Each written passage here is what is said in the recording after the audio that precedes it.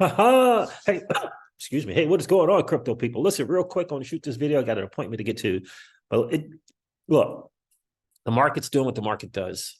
Uh, Elizabeth Warren is no joke. We got to pay attention to that. I'm hoping that somewhere along the line, people will wake up to the reality of what is going on. And it's that there is a current administration and a current government that is trying to rob you of generational wealth. It's trying to rob you of your opportunity for generational wealth. Period, point blank, full stop. And you could say it's Gensler, it's not. It's Warren, you could say it's Warren, it's not. It's the powers that be who run this country, which is the banks and the central bankers who do not want you to walk or continue walking away from their liquidity pool. They don't want you choosing your own money. They don't want you choosing your own monetary policy that comes along with it. And they don't want you to choose where you store your money. You got to get that the narrative has been for decades, if not a century. You take your hard-earned money and put it with them. The world has been conditioned to do that. The digital asset space offers an opportunity to walk away from that. And you got to get it. You got to get that, really, guys. Listen, digital asset investor, shout out to that guy. I don't know where he finds these videos, but this is a really, really good one. Jay Clayton and Gary Gensler wanted the uncertainty so that they could target American businesses at will. Jay Clayton and Gary Gensler wanted the uncertainty so that they could target American businesses at will. Those are fine in their eyes, right? But not the China businesses. Those are fine in their eyes.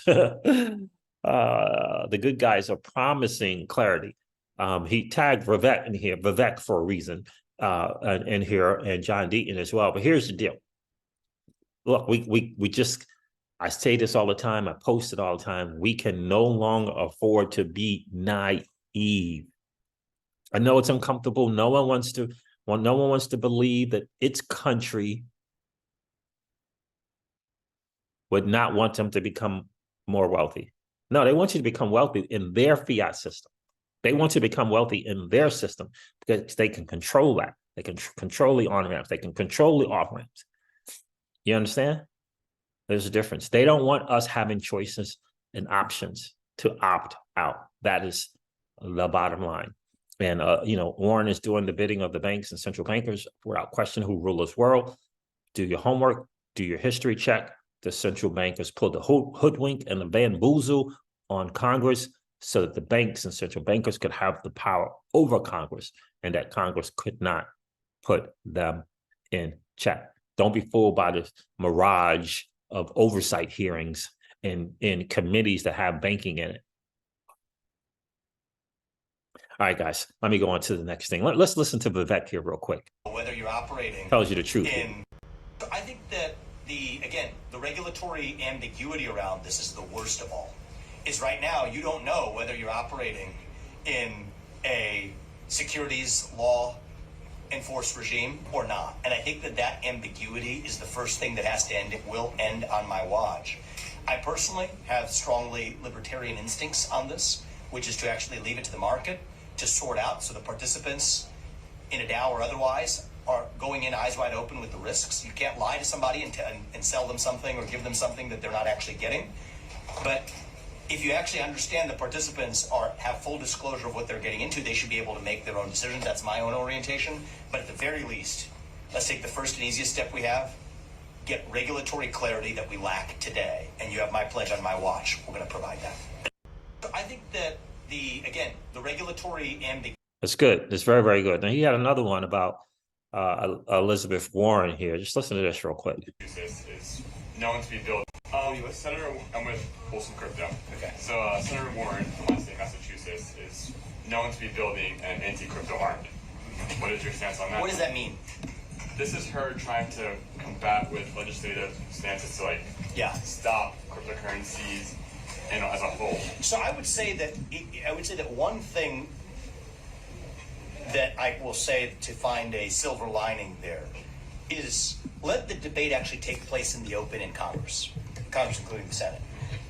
Let the American people actually understand what's at issue here, rather than have it take place in the shadowed back rooms of three-letter government agencies. I disagree with her views, but I think that Let there be an open debate, right? Not in the back shadowy back doors with who? 3-letter agencies.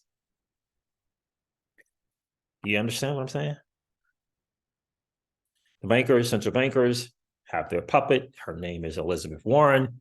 And she, in turn, uses her power, because remember, Congress over the 3-letter agencies is the real deal. Congress over the banks and central bankers is a farce. It's a lie. It's the bank and central bankers over Congress.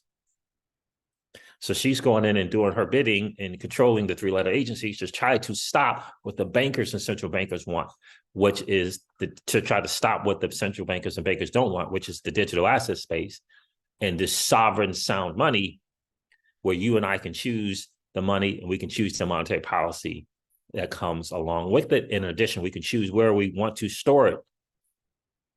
This crypto bill, what do you think this crypto bill is about? It's brutal. It's brutal in them streets, fam. It's brutal in the streets. And we can no longer afford to be naive about it. All right. John Deaton says this here. Warren's new bill, Joe Carlasare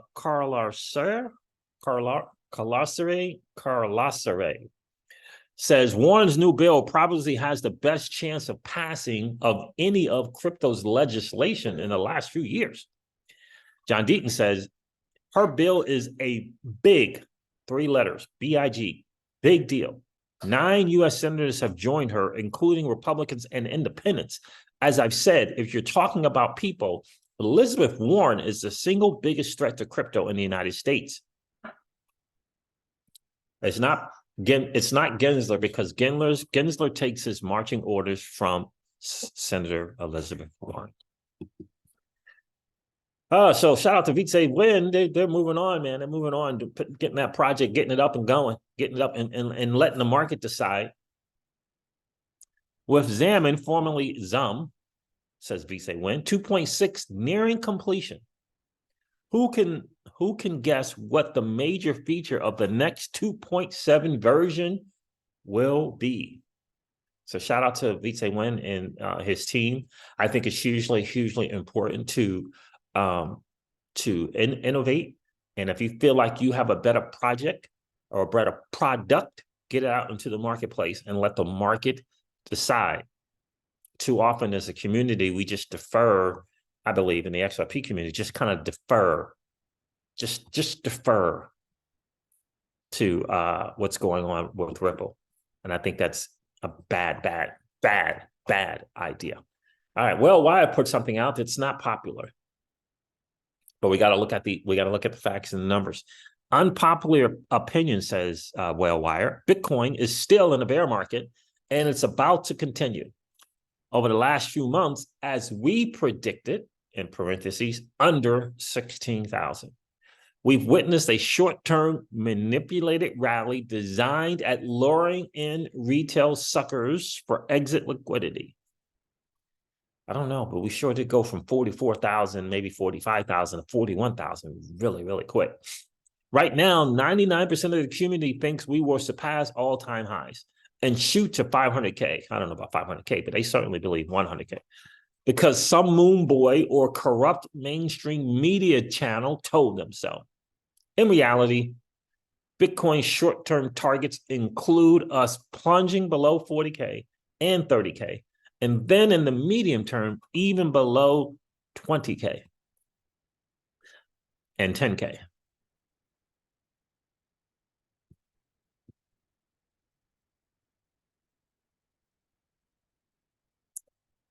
Jason McLaren says, plot twist. WhaleWire is actually Larry Fink